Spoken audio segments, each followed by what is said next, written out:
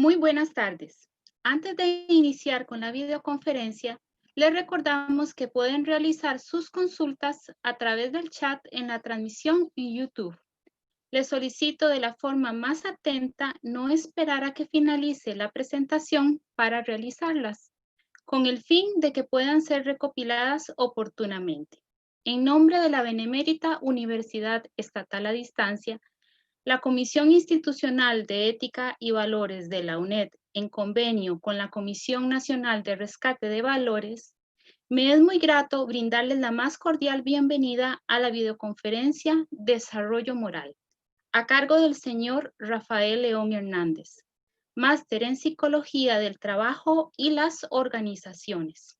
En esta, la cuarta videoconferencia del ciclo de videoconferencias de Ética y Valores en la Administración Pública 2020, en el marco del convenio citado.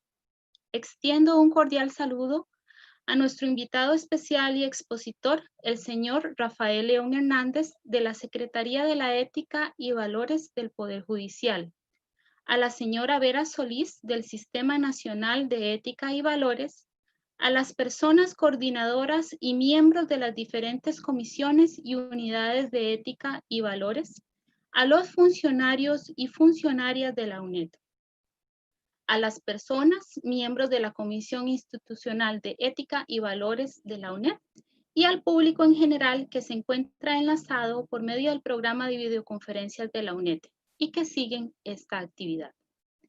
Es de sumo agrado presentarles al señor Rafael León Hernández, quien es máster en Psicología del Trabajo y las Organizaciones, actual funcionario de la Secretaría de Ética y Valores del Poder Judicial.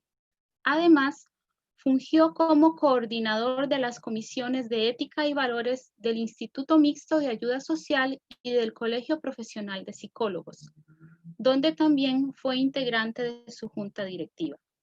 En cuanto a la formación relacionada con el tema a exponer, posee estudios en posgrado en ética pública, transparencia y anticorrupción de la Universidad Nacional del Litoral, Argentina, formación complementaria en ética judicial de la Escuela Nacional de la Judicatura de República Dominicana, transparencia y anticorrupción en la Universidad Diego Portales en Chile, además de ética en la administración pública de la Escuela Nacional de Administración Pública en Perú, entre otros.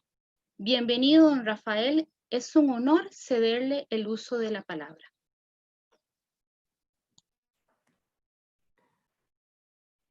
Bueno, muy buenas tardes a todos y a todas. Es un placer siempre compartir estos espacios con un tema esta vez que me apasiona, que me preocupa también por la situación del país y que también me ocupa. El desarrollo moral es un tema muy amplio y es donde se encuentra tanto el tema de la psicología con la ética. Comprenderán por qué entonces para mí es donde mejor me siento más a gusto para hablar un poquito porque está en el medio de las dos ramas con las que trabajo ordinariamente. Vamos a empezar primero a presentar un poco el marco de qué es lo que estamos hablando cuando hablamos de desarrollo moral y posteriormente pues vamos a ver un poquito también cómo andamos en el país. Lógicamente la idea es hablar de las organizaciones, pero creo que un contexto país, sobre todo en esta situación actual de pandemia, nos sirve como ejemplo para poder después aterrizarlo a ámbitos más laborales. Bueno, primero contar un poquito la historia de por qué estamos hablando de desarrollo moral en las organizaciones actualmente.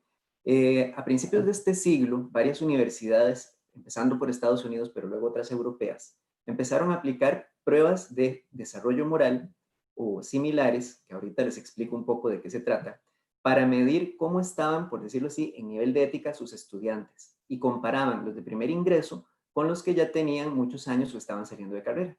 Y se dieron cuenta que los que salían estaban peor que los que entraron. Esto permitió revisar un poquito lo que estábamos haciendo en programas de estudio y nos dimos cuenta que de pronto hacíamos mucho énfasis en la técnica, pero muy poco en la ética. Esa costumbre que también asumimos en Costa Rica de quitar las cosas que consideramos no esenciales, artes, humanidades, cosas de este tipo, pues sí nos pasaron un precio. En Costa Rica no se han hecho, por lo menos hasta la última vez que consulté, ningún estudio de este tipo de desarrollo moral en instituciones educativas, pero sí lo hemos estado haciendo en instituciones públicas. Y el efecto, permítame adelantarle, es similar. Entre más tiempo usted esté dentro de una organización, más probabilidades tiene de asumir la cultura. Y esa cultura puede ser hacia arriba o hacia abajo. Así que vamos entrando ya en materia. Voy a ponerles algunas preguntas de reflexión personal para que puedan ir viendo ustedes qué piensan. La idea es que se contesten. En situaciones como estas, ¿ustedes qué harían? Y lo más importante es que se respondan por qué sí lo harían o por qué no lo harían. Por ejemplo, si yo les preguntara si robarían artículos de una tienda, contéstense si lo hacen o no, pero lo más importante es por qué o bajo qué circunstancias ustedes creen que estaría, digamos, justificado o sería menos malo, por decirlo así, hacerlo. Otra pregunta, ¿se colarían en una fila? Yo sé que nunca lo han hecho, ¿verdad? Entonces tienen que plantearse la situación hipotéticamente. Ahora, ahí es válido decir, depende de la fila, ¿de acuerdo? Porque hay filas de filas. ¿Aceptaría dinero de un desconocido en la calle? Si una persona llega y se le acerca y le ofrece dinero, ¿usted lo toma o no lo toma? Y esta última, ¿le daría un abrazo a una amiga o a un amigo? Y para esto la pongo en contexto de nuestros días, porque normalmente uno dice, claro, no tengo ningún problema, pero las situaciones cambian, el contexto cambia. Y las cosas que uno tiene que pensar a la hora de cosas tan básicas como dar un abrazo cambian en estos tiempos que tenemos ahora. Bueno, estas preguntas que planteé, la idea no es responderlas, sino plantear la posibilidad de que nos hacemos preguntas todo el día. Desde que nos levantamos en la mañana, tenemos que tomar decisiones sobre dilemas éticos. Normalmente no le llamamos así, pero de pronto decidir si me levanto o no me levanto, si tomo 5 minutos más, si hago el informe que me pidió el jefe, si lo dejo para más tarde, si uso la mascarilla o no la uso, son decisiones que tienen componentes éticos. Y ojalá siempre la decisión fuera tan fácil como decir si lo hago o no lo hago, pero tenemos millones de opciones intermedias de cómo podemos manejar cada situación. Pues bien, estos dilemas éticos se han usado durante muchos años para estudiar el comportamiento humano y la forma en que tomamos decisiones. Lawrence Kohlberg, que es era un investigador norteamericano, que utilizaba estos dilemas y el más famoso era el dilema de Haynes. Más o menos se trata digámoslo así, un científico que descubre un medicamento que te cura una enfermedad hasta ese momento incurable, digamos que algún tipo de cáncer. Este científico, en lugar de venderlo a una gran farmacéutica, decidió comercializarlo directamente y empezó a hacer mucho dinero porque evidentemente lo vendió carísimo. En el mismo pueblo que él vivía había una pareja y la muchacha, la chica de esta pareja, tenía ese tipo de cáncer y estaba muy avanzado. Se dieron cuenta de este tratamiento, este medicamento, vendieron prácticamente todo lo que tenían, pidieron dinero prestado y lograron reunir la mitad de lo que costaba el tratamiento. El muchacho va, le toca la puerta al farmacéutico, al científico, le explica su situación y le pide que por favor le venda el medicamento a la mitad del precio porque ella está muy avanzada y si no le da la medicina, básicamente se muere. El científico le dice que si no tiene el dinero, que no lo moleste y le cierra la puerta en la cara. Fin de la historia. Resulta que Kohlberg le planteaba esta situación a personas de diferentes países y diferentes edades y luego le preguntaba, si usted estuviera en esta situación, ¿qué haría? Y resulta que había personas que le decían tanto que se roban la medicina y otras que no. Pero lo más importante eran las razones. Le preguntaba a alguien, ¿usted se robaría la medicina? Y le decía, sí. ¿Por qué? Porque la vida de ella para mí sería más importante que terminar en la cárcel. Bien. Le preguntaba a otra persona, ¿y usted qué haría? Ah, yo me robo la medicina. ¿Por qué? Ah, porque un médico de ese tipo lo que merece es que, y daba unas razones diferentes para hacer el mismo acto. Así que Lawrence Kohlberg descubrió que muchas personas son capaces de cometer la misma acción, pero lo que tienen en la cabeza son cosas diferentes y a partir de ahí fue que se desarrolló todo este modelo de desarrollo moral. Un ejemplo básico es, usted puede ver que una persona se detiene frente a un semáforo o frente a un alto, pero una persona se puede tener frente a un alto porque considera que es importante respetar las leyes, porque considera que es importante darle paso a las demás personas o porque veo que hay un tráfico en la esquina. Los tres hacen lo mismo, pero lo que tienen en la cabeza es muy diferente. ¿Qué sabemos a partir de la teoría de Kohlberg? Hay muchas teorías del desarrollo moral, varias, pero vamos a irnos a esta que es la que más respaldo teórico tiene y sobre la que más he investigado.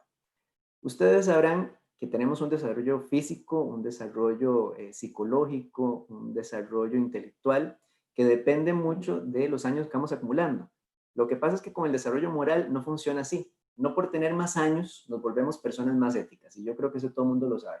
Conocemos gente que tiene todos los años del mundo encima, pero las decisiones que toman, digamos que no son las mejores. O de pronto conocemos gente muy joven que toma decisiones que lo dejan hasta uno pensando y piensa que ojalá más personas hicieran lo mismo.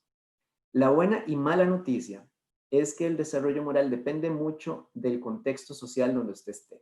Y con contexto social me refiero no solo al país, sino también a la ciudad y a las organizaciones, a las instituciones donde ustedes trabajan. Ahora, esto puede ser una mala noticia para la mayoría de los que estamos aquí conectados porque vivimos todos en Costa Rica. Ya les explico por qué eso puede ser una mala noticia. Y para eso voy con dos ejemplos comparativos. Resulta que hay países de otros lados, por ejemplo, en Austria, en su capital, Viena, no sé si algunos conocen, el sistema de transportes está unificado. Eso quiere decir que con un mismo tiquete usted se monta en cualquier línea de autobuses, en cualquier tren, en cualquier metro. Usted compra el tiquete por tiempo, así que usted lo puede comprar por un día, una semana o un mes, lo que usted necesite. Pero cuando usted llega a subirse al autobús, nadie le pide el tiquete. ¿Por qué? Porque evidentemente a ninguna persona se le ocurriría subirse al bus si no ha comprado tiquete. Ahora, evidentemente hay personas que no siguen las reglas y ellos tienen formas de monitorear, pero la mayoría de las personas, ya por un tema cultural, no hacen un abuso del sistema porque saben cuáles son las reglas de juego y han decidido seguirlas. ¿Qué pasa en Costa Rica? Bueno, pues en Costa Rica no tenemos metro, pero sí tenemos trenes. Y ustedes sabrán que todos los días, por lo menos cuando estaban en funcionamiento pleno, porque ahora la situación ha cambiado por la pandemia, había personas que se subían al tren sin pagar. Y cuando llegaba la persona a hacer el cobro, pues simplemente volvían a ir para otro lado como si no fuera con ellos. Para el 2018, más o menos de 2 años, se había calculado un hueco mensual de 38 millones de colones al mes por las personas que viajaban en tren sin pagar. Entonces, el dato actualizado, pues antes del cierre de los trenes, debió haber sido mucho mayor. No serviría en nuestro país, lamentablemente, establecer un sistema que se base en la confianza de que las personas paguen y después usen el servicio. Traigámoslo al tiempo actual. No sé si ustedes conocen la historia, pero en Japón resulta que desde 1919 empezaron a usarse las mascarillas, desde la gripe española. ¿Por qué? Porque ellos pues vieron el tema que les servía y lo curioso es que no dejaron de usarlas. En Japón es costumbre que si usted se enferma de una gripe común, que se ponga una mascarilla para no enfermar al otro, como un acto más que todo solidario. Y es aceptado ver a una persona con mascarilla y si una persona anda resfriada sin mascarilla la vuelven a ver feo porque la cultura dice que usted se la pone. ¿Qué sucede en nuestro país? Pues no tenemos esa cultura centenaria, sino que tienen que obligarnos a usarla y sancionarnos si no las usamos. Esto poco a poco va cambiando, la gente se ha ido acostumbrando que tiene que usarla, pero basta salir a la calle para ver la cantidad grande de personas que a la primera oportunidad se la afloja, se la quita, se la pone en la barbilla, porque no está esa conciencia de prevenir la enfermedad en el otro. En un contexto tenemos como un tema de solidaridad y en el otro lado tenemos un tema de imposición. Bueno, ¿qué sabemos además del tema del desarrollo moral? Vamos a ver ahora, les voy a explicar las etapas del desarrollo moral, un poquito, ¿verdad? No podemos entrar demasiado en la materia, pero para conocer más o menos cómo funciona. Una persona puede actuar en una etapa más alta o más baja de su nivel. O sea, cada uno de nosotros tiene una etapa preferida, por decirlo así. En las 6 etapas puede ser que yo siempre actúe en 3, en 4, en 2, no sé, pero en algunos momentos puedo actuar en etapas más altas o más bajas. Esto lo digo como una prevención, porque si de pronto digo una conducta que usted ha hecho y resulta que es una conducta de una etapa de desarrollo moral muy baja, no se preocupe, tal vez no sea que usted todas las decisiones las tome así. Y tampoco, si doy un ejemplo de una conducta en una etapa muy alta y usted lo ha hecho, tampoco se siente que está por arriba del bien y del mal, porque hay que estudiar la conducta de una persona por mucho tiempo para poder ir viendo por dónde andamos. ¿Qué más sabemos? Bueno, el razonamiento moral es constitutivamente humano y eso es muy curioso porque durante milenios nos estuvimos preguntando si el ser humano nacía bueno, salía malo o salía neutro. Casi que creíamos que los niños nacen como una computadora, como el disco duro en blanco y que había que enseñarles a distinguir del bien del mal. Hoy día sabemos que esto no es así. Resulta que hace 10 años aproximadamente empezaron a hacerse algunos estudios con niños de 6 meses de edad. Un poquito menos, un poquito más, pero en promedio 6 meses. ¿Cómo hacían con ellos? Les ponían un teatro de marionetas, me imagino que los han visto. Y en ese teatro aparecía una montaña donde de pronto parecía un círculo que quería subir. Y de la nada aparecía un cuadrado malvado que lo empujaba para que se cayera, porque así son los cuadrados, malos. Se cerraba el telón, se abría el telón, volvía a aparecer el círculo, pero esta vez lo que teníamos era un triángulo amarillo que lo empujaba y lo ayudaba a llegar a la cima. Fin de la obra. Después de eso, le planteaban a los niños la posibilidad de escoger entre cuál de las dos figuras querían usar para jugar. Les ponían una bandeja donde estaba el triángulo y el cuadrado y les decía, ¿con cuál de los dos quiere jugar? Y los niños siempre escogían al que había ayudado al otro para subir.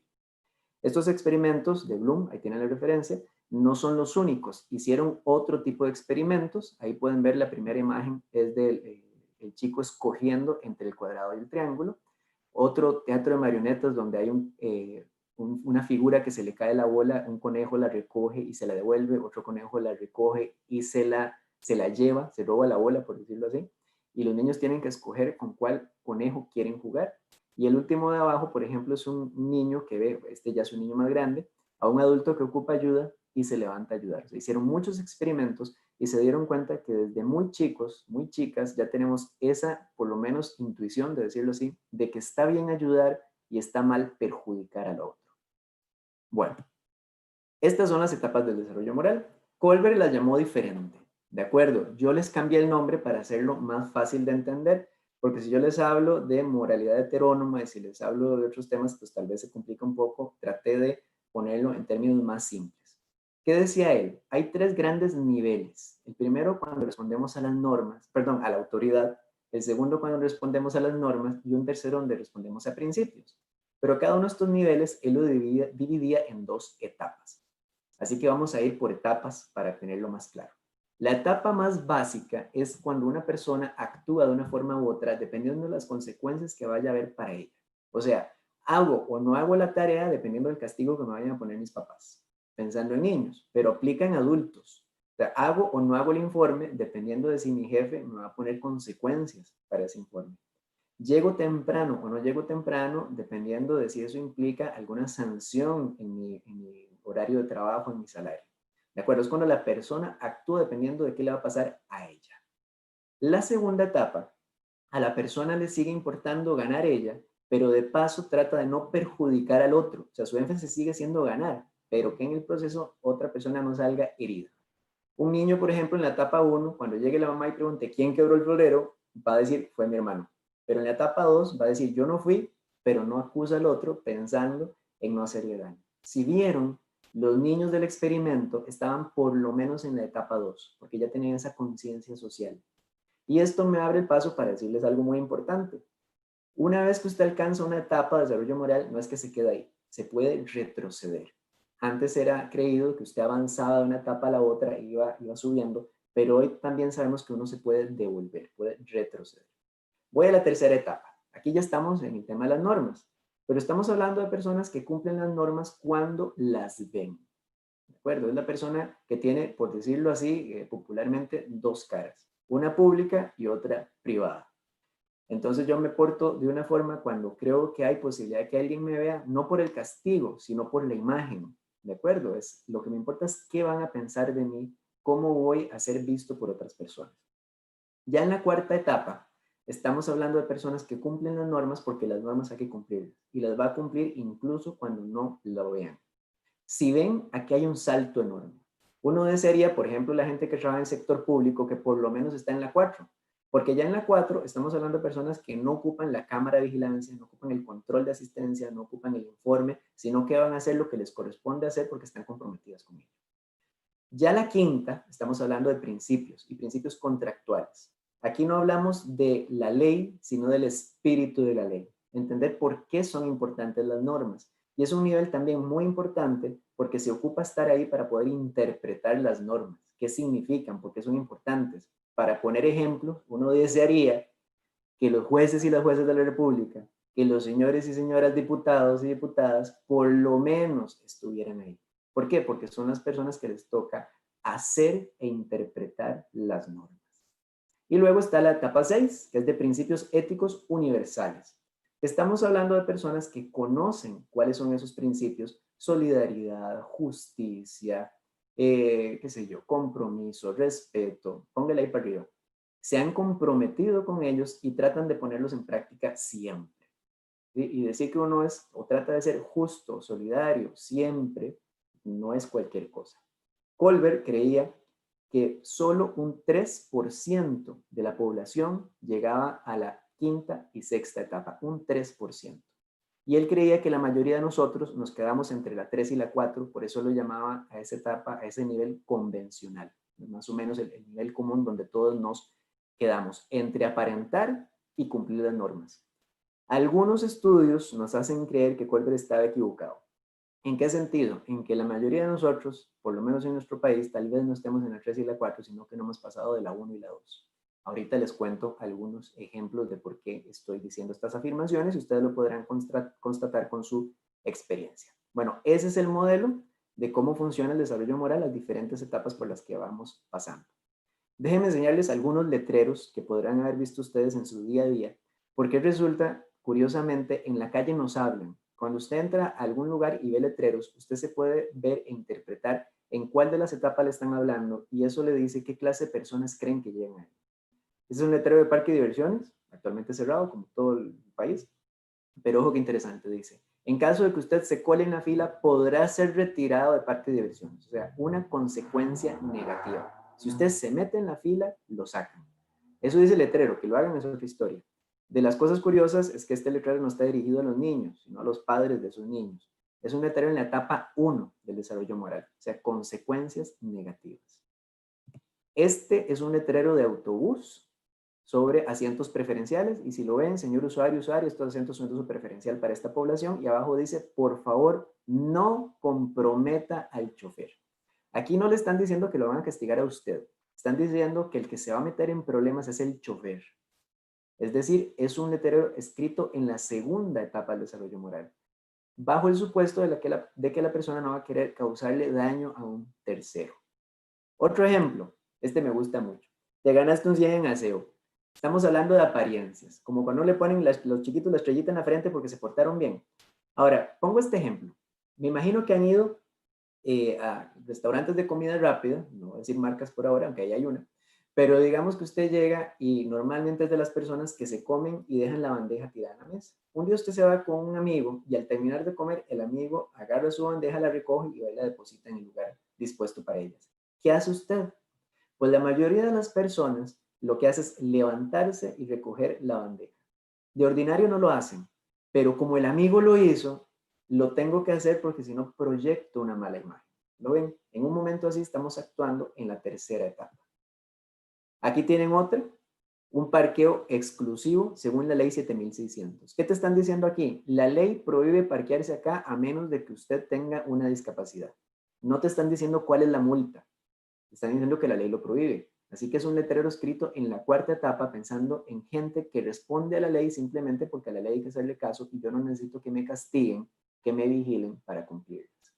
Y el último letrero, bueno, son dos letreros, baje las bolsas del carro, reutilizar es una decisión suya, la protección del ambiente es responsabilidad de todos. Aquí no te están hablando de castigos, no te están hablando de leyes, no te están hablando de sanciones, están acudiendo a su propia conciencia. No podría decirle si es 5 o 6, pero sí estamos hablando de un tema de principios. Que es curioso porque si ustedes lo ven, la legislación va avanzando hacia que sea legal el tema, o ilegal el tema de usar plásticos, productos contaminantes, bajo una lógica de que no lo estamos logrando por conciencia, sino que ocupamos una imposición para cumplir cosas tan básicas como cuidar el ambiente. Lo digo ahí para que lo vayan analizando. Y voy a ver un ejemplo visto desde cada etapa, porque como les decía, una persona puede actuar de la misma forma en las diferentes etapas. Tengo diferentes ejemplos y tengo respuestas para sí y no, pero vamos a ver solo respuestas en este caso para el no lo hago. Entonces, aquí está el ejemplo. Mariana se dirige a Levi's. Levi's es un centro de salud, por aquello de los que no los conozcan, para sacar una cita para su hijo de 5 años que está muy enfermo del día anterior. Al llegar se da cuenta de que ya hay mucha gente en la fila, pero cerca de la entrada ve a una muy buena amiga suya. Si usted fuera Mariana, se colaría. Aquí ustedes pueden ir planteándose sus historias, si alguna vez se han colado en la fila y por qué lo hicieron. Entonces, aquí están algunos ejemplos. Ya. Desde la etapa 1, que son las consecuencias para mí. Una persona podría decir que sí se cola en la fila, básicamente porque no hay castigos para colarse. La gente podrá gritar lo que quiera, la gente podrá sentirse mal, pero no es como que lo vayan a meter a la cárcel. O sea, si no hay consecuencias, me meto. Cuando uno valora consecuencias para otras personas, el juicio se vuelve un poco más complejo. Por ejemplo, Mariana podría decir que ella sabe que todos los días en ese Vice reparten 20 fichas, pero solo hay 13 personas en la fila. El hecho de que ella se meta en la fila no le va a quitar el campo a nadie. A ella la van a atender primero, pero todas las personas van a ser atendidas. Ella valoraría que no está causando ningún daño. Es una lógica que usamos mucho, por ejemplo, en conciertos, en partidos de fútbol, donde las entradas son numeradas. Usted se mete en la fila, pasa menos tiempo de pie, pero no le causa un daño a la otra persona porque ya tiene su asiento asegurado. Tercera, acuérdense que son las apariencias. Eso es cuando usted no se mete en la fila porque qué vergüenza. Y usted sabe que me vean y que me chiflen y ojalá haya algún conocido. No, qué vergüenza. Pero como su amiga es la que está ahí, ella nada más llega y le dice, ay, muchas gracias por cuidarme el campo. No van a pensar mal de mí. ¿Por qué? Porque me estaban cuidando el campo. Si usted ocupa dar excusas para que las demás personas no piensen de usted en ese momento, no piensen mal de usted, en ese momento está pensando en la etapa 3. 4 es la ley. Las filas existen para mantener el orden. Sin embargo, eso no está en ninguna norma establecida, por lo menos en este ejemplo, por lo tanto, no estaría violentando ninguna norma si lo hago. Pero, quinta etapa, uno sabe que aunque no esté escrito en blanco y negro, la lógica de las filas es que quien llegue primero lo atiendan primero. Aún así, hay casos donde está socialmente aceptado que una persona se meta en la fila. ¿De acuerdo? Por ejemplo, si llegara un niño, Mariana con niño, en medio ataque de asma, yo no me imagino a la gente diciéndole, por favor, vaya atrás de la fila, sino que posiblemente insistan en que se le atienda por primero que los demás. Uno sabe, por ejemplo, que en los supermercados hay filas especiales o derecho para personas adultas mayores, para mujeres embarazadas. O sea, socialmente se establecen excepciones a la regla. Y en el caso de principios universales, básicamente, si Mariana cree que ese chiquillo se le está muriendo, no hay fila que valga. En una situación de vida o muerte, en una situación donde la vida humana está en juego, las otras reglas para uno mismo quedan en segundo plano. Yo siempre me imagino como que uno vaya conduciendo el carro con una persona herida a la par y de pronto se encuentra un semáforo en rojo y uno se detiene y no viene ningún auto, pero usted sigue ahí esperando porque está en rojo y usted le dice a su amigo, mira, qué pena, te vas a morir, pero es que la luz está en roja, no puedo pasar. O sea, en ese momento usted se fija que no hay ningún vehículo y pasa. O sea, la luz es un segundo, pasa a un segundo plano. Entonces, como ven, uno puede decir sí y también no desde cualquiera de las etapas. Al derecho le importa muchísimo lo que usted hace, pero a la ética lo que más le interesa es por qué. Bien, continúo por acá. Ahora sí, llegamos a Costa Rica. Voy a dar algunos ejemplos país. Primero uno de una situación ordinaria y después vamos a hablar de el ambiente que estamos teniendo hoy día. Esta es una de mis favoritas fotos porque es muy ilustrativa. Todo el mundo ha visto ejemplos así. Ahí tenemos un espacio, bueno, 3 espacios para personas con discapacidad que están claramente demarcados. Y ahí ven los diferentes estadios del desarrollo moral con unas pistas de cosas en lo que uno podría preguntarse para analizar qué es lo que está pasando. Imagínense una persona que se aparca ahí sin necesitarlo. No estoy hablando de una persona con discapacidad. Estoy hablando de una persona que no necesita el espacio y aún así llega y coloca su auto ahí. La etapa 6 nos habla de principios éticos universales. Una persona que hace eso sin necesitarlo está pensando en la solidaridad, está pensando en el respeto, está pensando en la justicia. La verdad es que no. La etapa 5 nos habla del espíritu de la norma, o sea, comprender por qué se hizo una ley que reserva estos espacios, que como bien sabemos, es pensando en que personas con una dificultad motora tengan mayor posibilidad de encontrar un espacio y que esté más cerca de la entrada para hacer un equilibrio en el acceso a los servicios. Una persona que se aparque ahí sin necesitarlo piensa en eso, tampoco. 4, piensa en cumplir las normas. Evidentemente no, está claramente demarcado, señal vertical, señal horizontal y hasta un cono. Que el cono lo ponemos básicamente porque sabemos que hay personas que igual se van a aparcar aunque no lo ocupen. No está pensando en cumplir las normas. Voy con la tercera, apariencias. Una persona que se parque ahí sin necesitarlo y se baje caminando sin ningún problema, está pensando en qué van a pensar de ella, en qué van a decir, uy, mire, qué irresponsable. No, le da exactamente igual. Tampoco estamos en la tercera etapa. Segunda, ¿está pensando en no perjudicar a alguien? Evidentemente no, porque alguien va a salir perjudicado. Una persona que realmente ocupe el espacio no lo va a encontrar disponible. ¿Qué nos dice la primera etapa? Pues básicamente, como lo ven ahí, la persona va a pensar en su propio beneficio.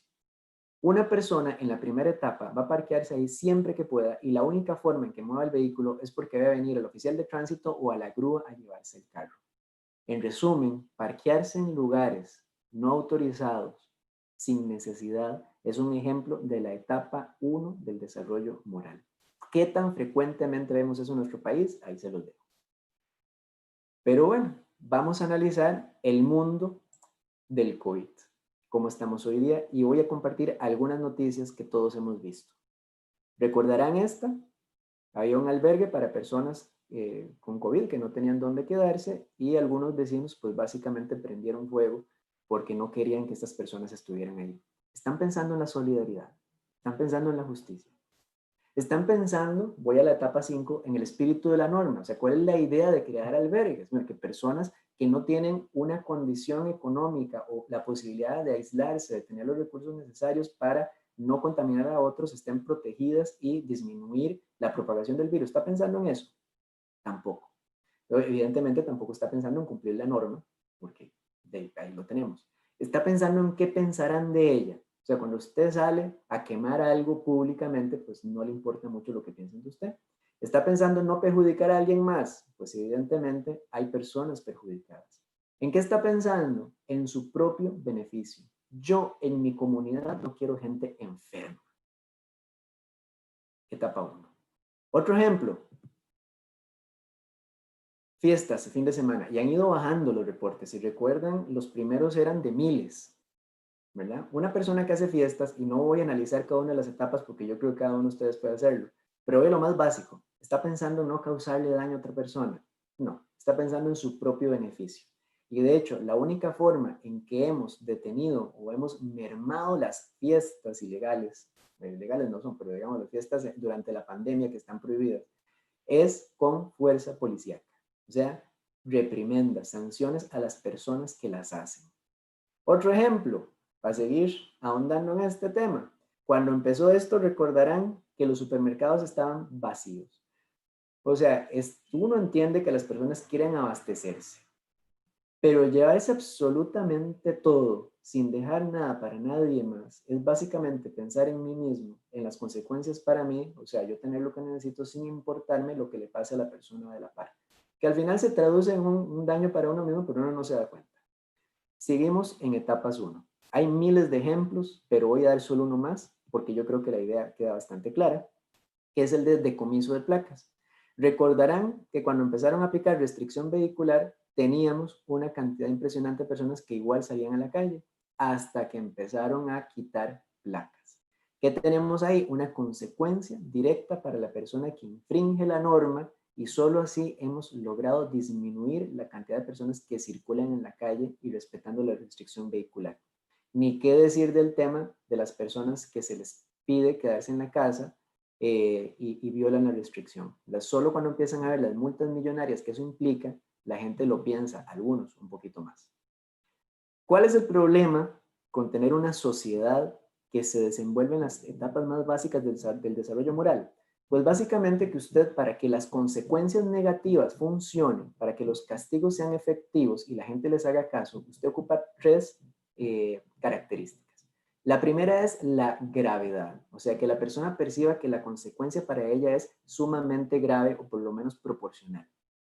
¿Se acordarán, para hablar del mundo antes del COVID, cuando hicieron las leyes de tránsito, la ley de tránsito más fuerte? O sea, una multa que era de 20,000 colones, de pronto pasó a 200,000 colones. ¿Cuál era la idea? Aumentar la gravedad. Pero no tocamos la inmediatez ni la probabilidad. Es decir, ¿qué tan inmediato le aplican a usted una infracción de tránsito? Cuando el oficial de tránsito le hace la infracción, usted no tiene que pagar inmediatamente. Usted puede apelar, usted puede dejar que prescriba, usted puede entrar a negociar con el oficial de tránsito. Cosa distinta sería si le dijera, son 200,000 colones de multa, aquí está el datáfono. Otra cosa sería, aunque usted lo pueda apelar, ya le tocaron el bolsillo. Y lo otro es la probabilidad. Seamos sinceros y sinceras. ¿Qué tan probable es que hoy día a usted lo encuentre un policía en la calle? Para empezar, son poquitos. Y segundo, Waze nos dice exactamente dónde están. O sea, aumentar las multas, aumentar sentencias, aumentar condenas, no sirve absolutamente de nada si no tocamos las otras dos cosas. Por eso, ustedes ven que muchas veces dicen en la Asamblea Legislativa, no, vamos a aumentar las sentencias, la condena, ya no van a ser 20 años, sino que van a ser 25, van a ser 30, eso no sirve de nada. La gente va a seguir haciendo exactamente lo mismo si no ven inmediatez y probabilidad. Aterricemos al mundo del COVID. Aquí tenemos una encuesta, una de percepción de riesgo que hizo la UNED en abril. O sea, estos datos deben haber variado un poco, pero me sirve para lo que estamos hablando. El costarricense en este momento percibía un riesgo moderado de contagio, o sea, la gravedad. No, la verdad es que a mí posiblemente no me pase. Y luego estamos viendo el tema de probabilidad. Resulta, perdón, eso es probabilidad también, ahí está mal puesto. Luego está el tema de gravedad, lo puse al revés. Resulta que las personas consideran de 18 a 29 años y de 40 a 49 años que es más probable que le pase a terceras personas y no a ellos. Solo el grupo entre 30 y 39 años y 60 y 79 años pensaban como probable que ellos se enfermaran. Incluso el de 60 a 79 años creía que era probable que les pasara, que se enfermaran, pero el riesgo era moderado. Por eso la X está un poquito más disminuida. Esos datos evidentemente deben variar hoy día por lo que hemos visto, ¿verdad? La consecuencia que tiene esto a la mayor edad. Pero personas, a lo que hoy es que personas que están pensando en las consecuencias solo para sí mismas y no para terceras, lo que están pensando es, si yo me enfermo, ¿qué me pasa? No me importa qué le pasa al vecino, no me importa qué le pasa al adulto mayor, no me importa lo que pasa a otras personas. Y ese es un problema grave porque sabemos que personas jóvenes con buena salud posiblemente les dé síntomas muy leves o ni siquiera les dé y no pase a más. Y si a mí solo me importa lo que me pasa a mí mismo, entonces hago lo que sea. Porque las medidas para frenar la propagación del virus es normalmente pensando en alguien más, no pensando en mí. Bueno, esto me lleva a aterrizar esto no solo al país, sino a las organizaciones. Y conocerán la clásica ya historia de la danza y el martillo. ¿Cuándo tenemos danza? Cuando hay mayor desarrollo. Cuando son medidas que dependen de que la gente las cumpla por su propia convicción, porque evidentemente no podemos poner cámaras de seguridad, además de que sería indeseable, fuera de la casa de cada persona para ver si sale con mascarilla, para ver si sale en un día que tiene que trabajar o que va para el súper. O sea, no dependemos de controles, dependemos de la conciencia de la gente. Si la gente se porta bien, porta bien entre comillas, por su propia convicción, entonces podemos tener mayor confianza y mayor flexibilidad. Entre menor desarrollo, o sea, entre la gente necesite más control y más castigo para obedecer, pues más martillo vamos a tener. ¿Y cómo aplicamos esto en la organización? Bueno, si usted puede confiar en sus empleados y empleadas, usted puede confiar en sus compañeros y compañeras, usted los deja trabajando solitos. Pero si usted no confía en ellos, usted ocupa poner cámaras, usted ocupa poner controles de asistencia, usted ocupa poner informes de trabajo, usted ocupa poner evaluaciones de desempeño. Vean por dónde anda el país. Entre más controles, entre más vigilancia tenemos, básicamente lo que estamos diciendo es que las personas son incapaces de autogestionarse, lo que se vuelve complicadísimo en un contexto no solo de teletrabajo, sino en un contexto donde las personas tienen que vigilar su propio comportamiento básicamente para que no nos muramos. Hemos hecho muchos estudios para utilizar esto, pero siempre sale la pregunta de, bueno, ¿somos todos así o es una poca cantidad de gente? Porque efectivamente no son todas las personas las que se parquean en el lugar para discapacidad, no son todas las personas que andan sin mascarillas, pero hay bastantes. Ahora, ¿cuántas se ocupan? Por ejemplo, ¿cuántas personas ocupamos que respeten el horario en el trabajo para que controlen la asistencia? O sea, ¿cuánta gente ocupamos que llegue tarde, que no cumpla su horario para que decidan poner controles de asistencia? ¿Cuántas personas ocupamos que se inventen un carril imaginario en las presas para generar un colapso? ¿Cuántos hacen falta? ¿Y cuántas personas ocupamos que violen las medidas sanitarias para que se propague más el virus? Entre más haya, evidentemente va a ser peor, pero por una que haya, por dos que haya, resulta que vamos, como dicen, pagando justos por pecadores. ¿Por qué? Porque una persona que viole medidas, que no respete los principios, las convenciones sociales, hace que sea insostenible el modelo social que se basa sobre todo en la confianza. Bueno, ¿cómo hacemos para medir esto? Los primeros estudios de desarrollo moral eran de casos, dilemas, como les decía, y habían investigadores e investigadoras que interpretaban lo que la persona decía y trataban de ubicarla, qué tan alto o bajo era su desarrollo moral. Y eso generó muchos problemas porque ustedes saben que depende solo del criterio experto, pues tiene sus dificultades. Poco a poco se han ido afinando y una de las mejores pruebas, por lo menos a mi criterio, y la que estamos usando ahora, es la de Georg Lind, alemán, que la empezó a desarrollar en el 77, la versión más reciente es del 2014, que es una prueba de competencia moral. Ya no usamos, o por lo menos él no usa el tema de desarrollo moral, sino que le llama competencia moral, pero utiliza los mismos postulados teóricos de Colbert para evaluar a las personas. ¿Cómo la hemos usado? Fácil, bueno, no es tan fácil.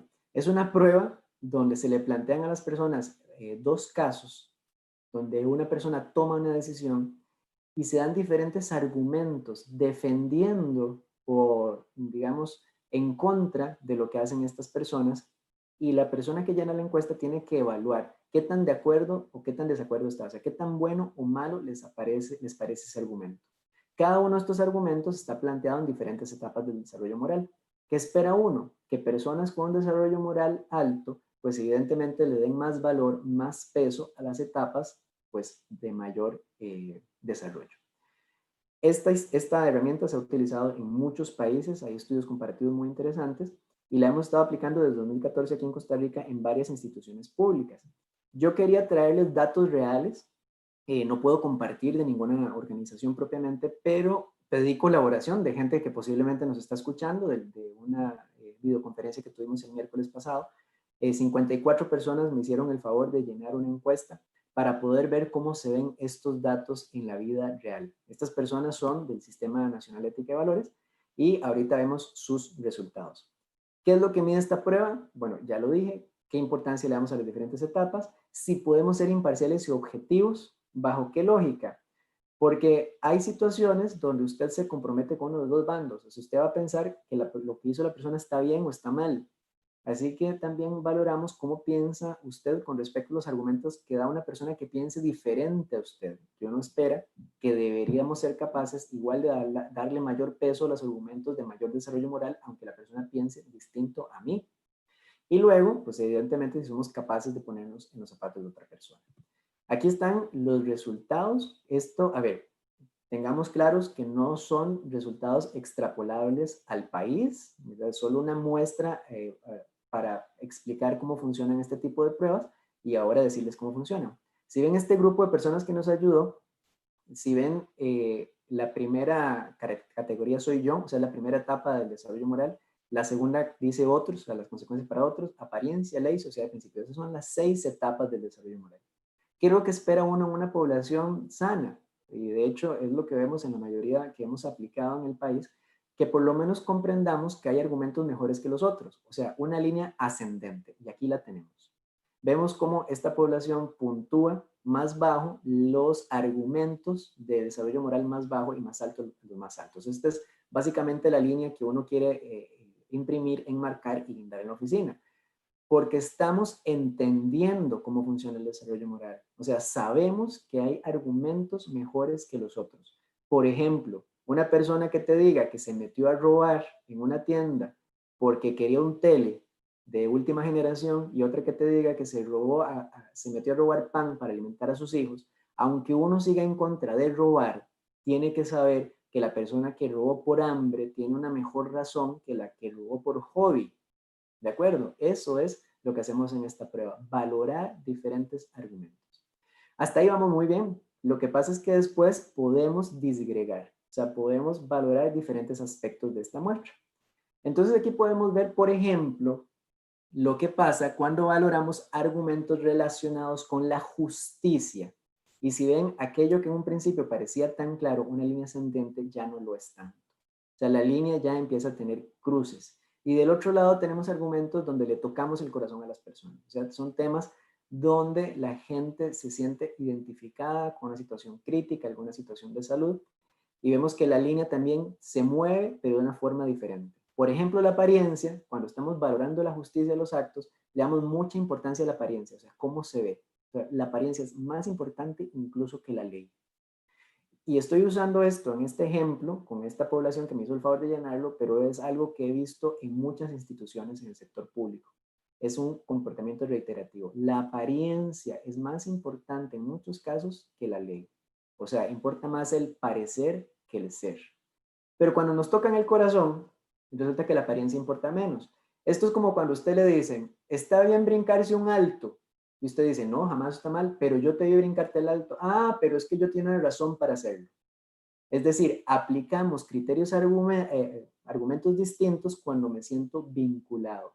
Esto es un prejuicio, son subjetividades y son temas que uno necesita abordar. En una organización, por ejemplo, ¿qué hacemos nosotros? Evaluamos a muchas personas y podemos hacer cruces por departamento, unidad, por tiempo de estar en la organización, por edad, por, ¿qué no he dicho? Por tipo de eh, área geográfica, qué sé yo. Hacemos diferentes cruces y así podemos determinar que de pronto es más importante una población que otra o más prioritaria de atención. Atención vigilándola, no necesariamente, pues puede ser el caso, pero sí atención en el tema de darle más capacitación, generar una cultura distinta. Y finalmente, ¿qué nos permite la prueba? Nos da una escala. Una escala que no nos gusta mucho ser medidos, pero nos ayuda también a comparar poblaciones. Ahora, esto no es una escala lineal, es una escala exponencial, que creo que es un término con el que ya estamos familiarizándonos mucho, nos guste o no. O sea, no estamos esperando un 70 para decir que ganamos el curso. Resulta que de un 1 a un 9 nos quedamos. Pero con un 10, usted ya está en la etapa media. O sea, de 10 a 29, usted pasó el curso. O sea, con un 10. Y luego, con un 30, usted está en la etapa, digamos, tiene una competencia moral alta. O sea, si fuera la escuela, usted saldría el 15 de septiembre desfilando en el cuadro de honor con un 30.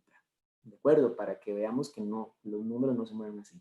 Pues en esta muestra que me hicieron el favor, obtuvimos un valor de 11.3. O sea, pasamos el examen, pero como dicen por ahí, dejando en el alambre lo que corresponde. Se pasa el curso, se pasa con bajo, pero estamos en la media. Ahora, también podemos ver proporción, porque aunque hayamos pasado el curso, un 55% de las personas se quedaron. O sea, un 55% sacaron menos de 10. He evaluado instituciones donde salen mejor y otras donde salen peor. ¿De acuerdo? O sea, esto es para que veamos cómo está la cosa. Y si ven alto, tenemos un 2%. Recuerden que Colbert creía que un 3% de la población estaba en las etapas más altas. Pues bueno, aunque no hay una correlación en las etapas, sí hemos mantenido en las diferentes muestras que hemos hecho alrededor de un 3% de personas que puntúan en alto. Esta es la gente que resiste a todo. Esa es la gente que no importa la cultura nacional, no importa la hora tica, no importa lo que haga mi jefe, se va a mantener firme pese a todo. Pero uno sabe que no mucha gente va a llegar ahí. Uno lo que espera es que la mayoría de las personas estén en la media. Y entre más grande sea la media, más ejemplo hay para que otras personas hagan lo mismo.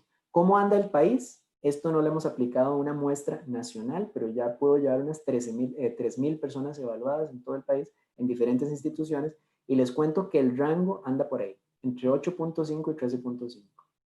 Eso no quiere decir que haya personas que no estén altas. O sea, yo he evaluado personas que tienen 30, tienen 40, tienen 50, hasta 70, pero personas. Como instituciones, en promedio, por ahí andamos. Es un país que anda más o menos en la línea para decir nos quedamos y vamos pasando. Ahora, en un mundo ideal, según Georg Lind, que es el que creó esto, uno necesita por lo menos sacarse un 20 para decir que está bien, que tiene una conciencia, una competencia moral suficiente. Un 20 es la meta para sacarnos como país. Hay trabajo que hacer. Ahora, la pregunta que viene es, ¿y ahora qué hacemos? ¿Qué podemos hacer para mejorar? Porque evidentemente esto lo que nos dice es que sí hay que tener controles, Si bien una competencia moral baja no es sinónimo de corrupción, que eso es importante aclararlo, ¿verdad? No es porque salir bajos en una prueba dice que somos corruptos, es solo un factor de vulnerabilidad, que es un tema que ya conocemos. O sea, la imposibilidad de distinguir buenos argumentos de malos nos hace tomar decisiones con malos argumentos. Así que es un factor de vulnerabilidad. ¿Qué podemos hacer? Y ya con esto voy cerrando. Mis recomendaciones, por si usted quiere mejorar su desarrollo moral.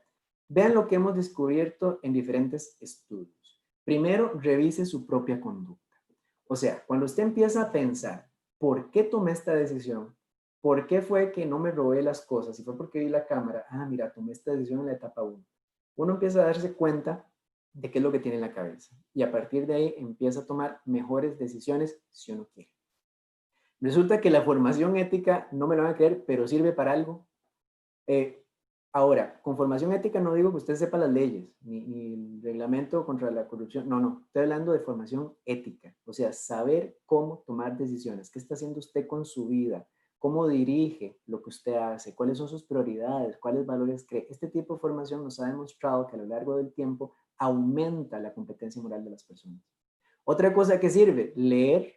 Ahora, no estoy hablando de leer el periódico del día, ni leer la noticia que salió en Facebook o en Twitter, no.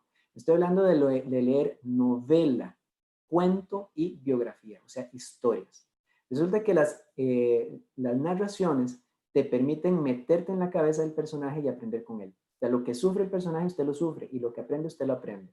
Leer nos permite aprender por cabeza ajena. Por eso es importantísimo escoger bien lo que uno lee.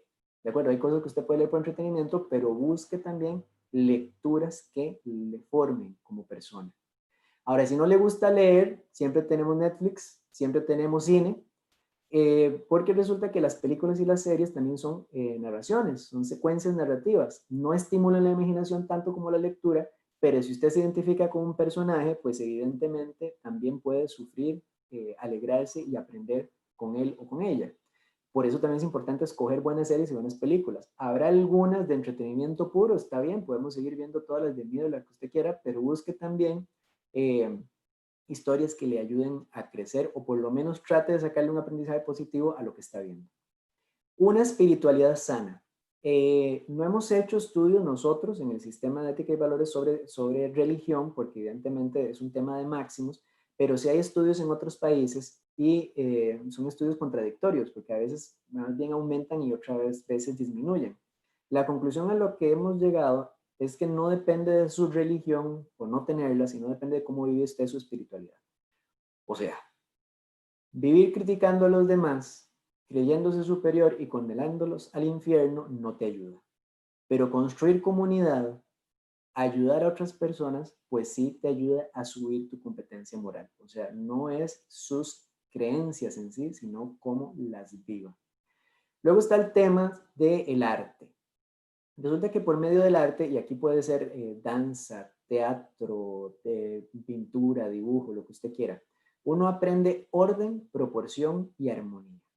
Y lo que usted aprende a la hora de hacer arte lo termina implementando en otras facetas de su vida, porque somos seres integrales. Entonces usted empieza a hacer un dibujo y usted se da cuenta de que la cabeza tiene que tener una proporción con respecto a los brazos y el resto del cuerpo. Y usted termina teniendo una vida más proporcionada. ¿Por qué? Porque lo aplica, lo aprendido. Usted termina teniendo relaciones más armoniosas. O sea, las personas que practican arte puntúan mejor en las pruebas de competencia moral. Ahora usted me dice, yo es que a esta altura no voy a aprender piano, aunque nunca es tarde para aprender algo, pues por lo menos aprecie arte, ya comprender cómo funciona el arte, ir a escuchar buena música, ir a ver una buena danza y apreciarla como tal, pues también te va a hacer un efecto menor que practicarlo, pero igual te ayuda.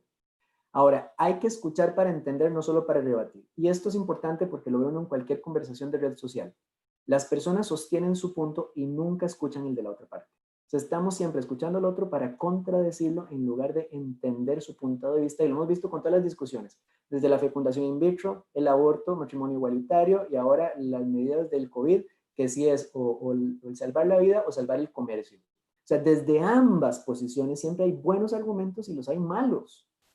Pero nosotros nos casamos con una posición y rechazamos lo que piensa el otro de primera entrada, cuando hay que escuchar para entender, porque en ambos bandos hay gente que tiene buenos y hay gente que no tiene argumentos del todo.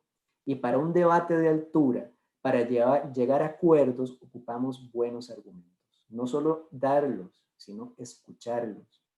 Luego, estudia algo distinto. Hay un fenómeno que no es el de ahora, que se llama deformación profesional. Cuando usted estudia una carrera, termina viendo el mundo a partir de su carrera. El abogado empieza a ver el mundo a través del derecho, el arquitecto empieza a ver la estructura de donde vaya, el psicólogo empieza a analizar la conducta de la gente. Es casi inevitable de estar siempre en esto. ¿Cómo evitamos ser como caballos de tiro, ¿verdad? Con las barreras en los ojos? Estudie cosas distintas. No le estoy diciendo que lleve una segunda carrera, si lo puede hacer genial, pero por lo menos lleve tutoriales de YouTube. O sea, interésese por algo distinto que le enseñe a ver el mundo desde otra posición, y eso también le ayuda a tomar mejores decisiones. Compartir con otras personas, y a esto nos estamos acercando. De hecho, las últimas dos, compartir con otras personas y preocuparse por alguien además de usted a la situación actual. Hemos visto que participar en proyectos sociales, ojo, no estoy diciendo dar plata para una buena causa, porque cuando usted da plata no está haciendo nada. Bueno, está haciendo algo, pero usted no se vincula. Pero cuando usted va al hogar de adultos mayores, cuando usted va a ayudar a las personas que están en la calle, cuando usted va a ayudar a los scouts, resulta que usted se vincula, usted se vuelve una persona empática y usted aprende que usted no es el centro del universo. Las personas que participan en proyectos sociales puntúan mejor. Ahora, aclaro, tienen que ser proyectos diferentes a lo que usted hace en el día a día. Por ejemplo, si usted trabaja, que mi trabajo pasa en un despacho que atiende violencia doméstica, en su tiempo libre no vaya a atender violencia doméstica. Va a ser una actividad diferente que le permita ampliar su visión de mundo. ¿Ok? Y yo sé que ahora cuesta mucho. Mucha gente está encerrada en la casa, no puede ir a ayudar a nadie más. O igual hay gente que no tiene tiempo o no le gusta de ordinario. Pues bien, resulta que tener relaciones sanas con sus seres cercanos también mejora el desarrollo moral. O sea, tener relaciones sanas con su propia familia, con sus propios cercanos, también le ayuda a tener defensas altas ante la realidad de su organización o de su país. O sea, si ven todo, en resumen les estoy diciendo, tengan una vida. Entre más integral sea la vida que tengamos, mayores herramientas vamos a tener para enfrentarnos y para crecer moralmente. Voy a cerrar con algunas recomendaciones, porque muchas veces me han dicho que les dé ideas de, de cómo, profundizar en el tema. Y aquí tengo algunos ejemplos de libros, por si alguien quiere leer. Dan Ariely es un investigador importante que tiene libros muy interesantes. Estos los pueden conseguir acá en Costa Rica. Ese es como el clásico, que en inglés es más o menos la verdad, la honesta verdad sobre la deshonestidad, pero lo conseguimos en español bajo ese nombre, que tiene muchos experimentos sociales interesantes. Luego está este de psicología y conciencia moral, que toca estos temas de desarrollo moral y cómo la vivimos. Hay una serie maravillosa de ética para las profesiones. Pongo este de Emilio Martínez, que es para ética para profesores, pensando que estamos en el contexto de la UNED, pero es un libro muy claro. Emilio ha venido aquí a Costa Rica, que nos habla de la básica, de las cosas básicas para entender qué es ética y qué no lo es. Tenemos a Adela Cortina, ya creo que es referencia para muchos de nosotros. Tiene muchísimas obras, esta es de las más nuevas, que ya se enfoca a temas ya neuro, de que ahora todo es neuro algo, pues también hay neuroética y neuropolítica. Y el último es los cuadernos de ética judicial. En el número 9 hay un articulito mío chico que habla sobre un modelo de desarrollo moral más simple, de 3 etapas, por si alguien quiere empezar con algo más liviano del tema, pues ahí lo puede encontrar. Y para los que no les gusta leer, como les decía, pues hay mucho que ver. Ahí les va a quedar la presentación que les van a compartir con algunos vínculos, algunas conferencias interesantes. Dan Ariely ya les dije que es el de la honesta verdad sobre la deshonestidad. Paul Bloom es el que hacía los experimentos con niños, los niños que escogían el personaje que ayudaba y el que no, para que lo conozcan. Adela conocida, Emilio ya lo referí, sobre ética en la educación, y un par de videos míos, porque también hay que poner algo de uno, como dicen. Aquí les pongo nada más la nota, ¿verdad? Porque como estamos hablando de moral y ética, pues cada filmina tenía la referencia a la fuente, y también pues las imágenes tienen derecho a propiedad, ahí está de donde le saqué. Y para cerrar, yo creo que llegamos ya al espacio para las preguntas que tengan ustedes a bien hacer. Y tengo entendido que ya me han estado pasando algunas. Entonces vamos a salir de la presentación para empezar a escucharlos. Dice, la primera, ¿qué papel juega la familia y la educación formal en el desarrollo moral de las personas? ¿Y por qué cuesta tanto fomentar el desarrollo moral en los ciudadanos en los países en los vías de desarrollo? A ver, la familia creo que es un ejemplo que he dado muchas veces. Sí es importante, pero no lo es todo. Usted puede tener una muy buena formación en su familia, pero después sale a la calle, a los países en vías de desarrollo. Entonces sus papás se preocuparon mucho para inculcarle valores, pues usted llega a al colegio, a la universidad, donde usted ve que la persona que inventa el tercer carril, que la persona que hace trampa en el examen le va bien, y usted dice, bueno, hey, tonto yo, más o menos, es como el resumen. Hay muchas malas influencias. O sea, la educación en el hogar es básica, pero después salimos a la calle donde ya dependemos de las decisiones que tomamos nosotros. Igual, si usted tiene una muy mala educación moral en su casa, si podemos llamarlo así, eso tampoco quiere decir que usted esté condenado.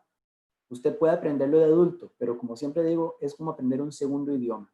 Si usted le enseñan a hablar un segundo idioma desde pequeño, es mucho más fácil aprenderlo, pero si lo deja practicar de adulto, se oxida. Si usted no le enseñaron un segundo idioma de pequeño, usted lo puede aprender de adulto. Va a ser más difícil, pero lo puede aprender. ¿Por qué nos cuesta tanto en países en vía de desarrollo? Básicamente porque no tenemos buenos ejemplos.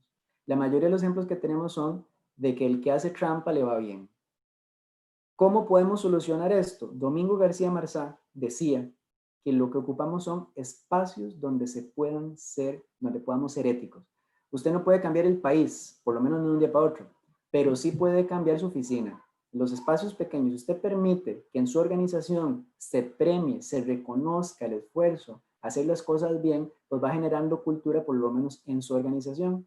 Si las personas que hacen lo correcto en su organización son sancionadas, entonces está generando otra cosa.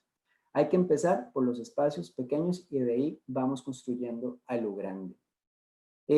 ¿Cómo desde nuestras instituciones podemos contribuir al desarrollo moral del personal? Bueno, ahí les dije un ejemplo. Como les dije, en el Poder Judicial estamos haciendo estos estudios para priorizar lugares. La formación ética funciona. Hemos visto que me hubiera gustado enseñarles gráficos, pero no puedo, ¿verdad? Entre más capacitación o formación en ética reciben las personas, mejor puntúan, o sea, mejor les va el desarrollo moral. Ahora, sabemos que es dificilísimo sacar a las personas capacitación todos los meses, ¿verdad? No se puede. Para eso usamos en el sistema campañas de comunicación, es decir, no solo les damos un taller, una charla, sino que cada cierto tiempo les damos alguna campaña que les haga recordar eso que estamos ahí. La formación funciona como vacunas y las campañas de comunicación son como refuerzos, porque la ética funciona lamentablemente de esa forma en estos ambientes. Usted necesita dosis, refuerzos constantemente para mantener sus defensas altas. No hay quite. Por lo menos mientras la cultura no sea favorable a un desarrollo moral alto, usted ocupa estar inyectándole vitaminas a la gente cada cierto tiempo. Las cosas que les dije funcionan también. Lo que pasa, el arte, la música, la literatura, todo esto funciona. Pero yo sé que cuesta mucho que las organizaciones inviertan, sobre todo ahora, donde están recortando presupuesto básicamente de todo lo que no sea esencial, que se inviertan espacios para que la gente practique un arte. Pero si ustedes tuvieran la posibilidad de que se creen o se permitan grupos de arte, grupos de lectura, de estudio en las organizaciones, o sea, ampliarle el panorama de vida, que la gente participe en proyectos de bienestar social, eso te va a ayudar a fortalecer el desarrollo moral de las personas que trabajan. No es más ético pensar en no perjudicar que seguir ciegamente una norma. Eso es una muy buena pregunta. A ver, lo que quiere decir es que vamos superando etapas, ¿de acuerdo? Una persona que cumple la norma también piensa en no dañar al demás, no es que solo se basa en la norma, ¿de acuerdo? O sea, quien está en la etapa 5, pues también mantiene el aprendizaje de la etapa 2, ¿sí? Y entran a veces en ese juego de decir, bueno, a veces la norma se contrapone a lo que me dice que no daña a las personas y en donde inician los dilemas éticos. Pero sí, efectivamente, ocupamos, a ver, alcanzar una etapa no quiere decir que se olviden las otras, más bien significa que se van aumentando las capacidades. ¿Qué papel juegan los medios de comunicación en la construcción del desarrollo moral de las personas? Importantísimo. Vean, voy a poner el ejemplo del cigarro. ¿Ustedes se acuerdan? Vamos a ver, cuando aprobaron la ley contra el fumado en el país, la gente dejó de fumar. Bueno, hay gente que sigue fumando, pero uno esperaba que la gente no obedeciera la ley y sin embargo, de un momento a otro, tenemos que espacios donde la gente no fuma como los bares, como los centros comerciales. ¿Eso es porque aprobaron la ley? No. Eso es porque desde los 60 empezaron las campañas de comunicación diciéndote que fumar te mata. Y la gente tenía eso ya en la cabeza. Igual hay gente que fuma, pero una gran mayoría tiene por lo menos esa conciencia de que no está bien. Y eso es también una mala noticia. No es porque una vez salió publicado un medio, sino que es un esfuerzo constante. O sea, aumentar el desarrollo moral de una población es un esfuerzo de años, si no de décadas. Pero se puede hacer, y el otro ejemplo es el del reciclaje, como ustedes saben, ¿verdad? Los chicos más jóvenes, desde pequeños, les metemos en la cabeza el tema del cuidado del ambiente y al final son ellos y ellas los que nos dicen a nosotros cómo hacer las cosas. Los medios también te dicen qué está bien y qué está mal. Por ejemplo, la sección deportiva. Si la sección deportiva es de quién ganó el partido cometiendo faltas, le está enseñando a la sociedad de que así es. Pero si más bien hacemos énfasis en el que jugó bien, en el que respetó al otro, le está enseñando a la sociedad de que eso es lo bueno. O sea, el ejemplo que ponen los medios sociales es una pauta de lo que podemos o no podemos hacer. ¿Cómo lograr en los entornos laborales promover el desarrollo moral sabiendo la diversidad de personas que integran las organizaciones? Bueno, ya les dije algunas opciones. Hay que buscar intereses. Yo sé, les decía que el arte, no todo el mundo va a querer ir a tocar piano o aprender a cantar, pero de pronto podemos proveer diferentes formas. Las empresas privadas tienen mucho trabajo en esto con lo que es responsabilidad social. Claro, hay algunas muy mal entendidas, pero algunos tienen proyectos de responsabilidad social. En la medida en que yo entiendo que a través de mi organización colaboro con la sociedad en la que estoy, pues también fomenta no solo el compromiso hacia la empresa, sino mi desarrollo moral. Según Carol Gilligan, el desarrollo moral de la mujer es distinto al desarrollo moral de los varones. ¿Qué considera usted sobre esta tesis?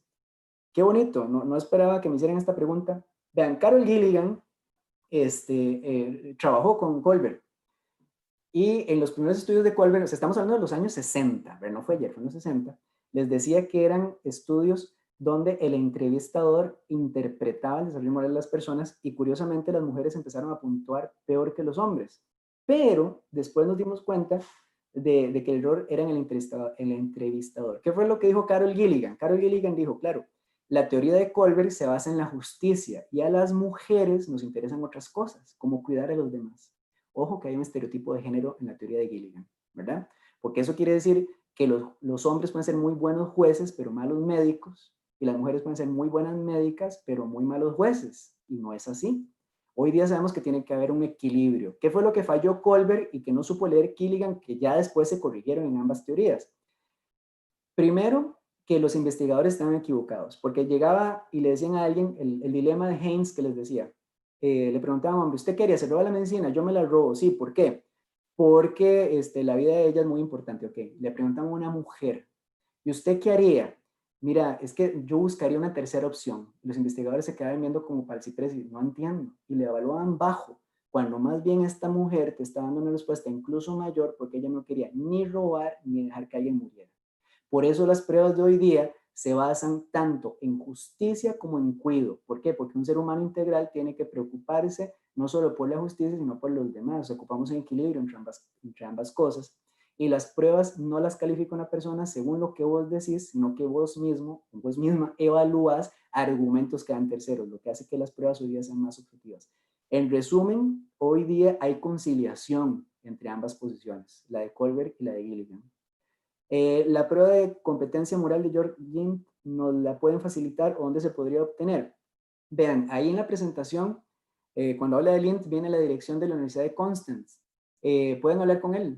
Es un señor ya con todos sus años, pero que tiene mucha apertura. Yo no se las doy directamente porque tuve que pedir permiso para usarla. Y tuve que desarrollar una base de datos con el material que me envió y demás. Entonces pueden hablar directamente con él para hacerlo. De todas maneras, pueden hablar conmigo eventualmente si quieren hacer algún sondeo en la organización. Ya para evaluar toda la institución, pues no, pero algunos sondeos hemos hecho en algunas instituciones que han querido para ver cómo andamos. Eh, Cosas interesantes con Lind es que él trabaja en la Universidad de Constance y tiene un taller sobre dilemas éticos, por decirlo así, que ha sido muy útil. Ha permitido que las personas aumenten de 5 a 10 puntos en el desarrollo moral con una sola sesión. Queríamos traerlo acá con la UNED y entonces vino la pandemia y no se pudo, pero está la posibilidad de que él venga algún día y evidentemente si se logra hacer, aunque sea virtual, porque está la posibilidad, pues lo vamos a compartir también con el sistema. ¿Quién determina a su juicio y en las instituciones públicas la moralidad que debe aplicarse. Esta pregunta no la entiendo muy bien. Vamos a ver. Voy diciendo algunas cosas a ver si le aterrizo a la persona y si no, que me plantee la pregunta de nuevo. Toda organización nace para cumplir un fin social, por lo menos en el caso de las públicas. Por ejemplo, uno sabe que el Ministerio de Educación tiene una razón educativa, el Poder Judicial, el tema de la justicia, el IMAS, la promoción del desarrollo social. Entonces ese debería ser el norte de toda organización. Ahora, una cosa es lo que dicen las normas y otra cosa es lo que diga la persona que está ahí de turno, que no debería cambiar el norte de la organización. La moralidad, al final de cuentas, hay una eh, en el papel y otra en la realidad. Uno sabe que aunque promueva un código de ética y algunos valores, la práctica puede ser distinta. Y eso depende mucho de los constructos básicos. O sea, ¿qué es lo que se aprecia acá como bueno o malo? Por ejemplo, denunciar actos de corrupción en una empresa puede verse como algo malo, pero eso depende de lo que vayamos alimentando como permitido o no permitido. Les decía que Domingo García lo plantea así. Si uno construye espacios donde se permita ser ético, eso va generando un cambio de clima organizacional. Muchas veces culpamos a las jefaturas, ¿verdad? Evidentemente las jefaturas tienen que dar ejemplo, pero en desarrollo moral alto, usted no depende de que su jefe llegue a tiempo para usted hacerlo, no depende de que su jefe no lo haga para que usted lo haga. O sea, también la gente que está en los niveles, en los otros niveles que no son jefaturas o en los altos superiores, desempeñan un papel importante para el desarrollo. Aquí dice, se refiere a que hasta la mafia tiene su propio concepto de lo que es moral y no. Vean, eso fue tema, en la conferencia anterior hablamos de eso. Para que algo sea moral, iba por otro lado la pregunta, para que algo sea ético, acuérdense que la moral es la parte práctica y la ética es el estudio sobre la moral, para usar el término más divulgado. Para que una decisión sea ética tiene que tener varios conceptos, varias componentes. Uno es la libertad. O sea, si usted lo obligan, si usted le pone una pistola y abre la caja fuerte, usted no está siendo inmoral porque usted lo están obligando, ¿de acuerdo? O sea, usted tiene que tener libertad, tiene que tener voluntad, también tiene que tener razón, o sea, la capacidad de razonar. De lo que usted hace, usted lo piensa y tiene que tener responsabilidad. Y esa responsabilidad significa responder por mis actos. ¿Y ante qué tiene que responder usted? Dos cosas, su proyecto de vida y la sociedad. ¿De acuerdo? Así que un proyecto, por ejemplo, voy a vender drogas hasta hacerme millonario, uno sabe que va en contra de la sociedad, por lo tanto no es ético. O sea, el hecho de decir que en la mafia hay lealtad, ¿verdad? Uno sabe que la lealtad puede verse como un valor, como un principio, pero si esa lealtad va en contra de la sociedad, no es una lealtad que salga de la ética porque falta el componente social. Eso no quiere decir que todas las leyes son buenas, todas las leyes están bien hechas, pero hay mecanismos para plantear cambios en las normas, ¿de acuerdo? Uno sabe que uno puede irrespetar una norma y asumir consecuencias, ¿verdad? Y uno puede también plantear, activar los mecanismos institucionales que hay para que las normas cambien, tanto a nivel país como a nivel institucional. Así que en la mafia, por ejemplo, falta ese componente, porque se considera que importan solo algunos miembros dentro del grupo, no la sociedad como un todo. Yo creo que hasta ahí son las preguntas que tengo. Entonces voy cerrando, agradecerles mucho la atención, espero que no lo hayan sufrido mucho y le doy de nuevo el paso a doña Victoria Mesén para que haga el cierre de la actividad, no sin antes darle las gracias.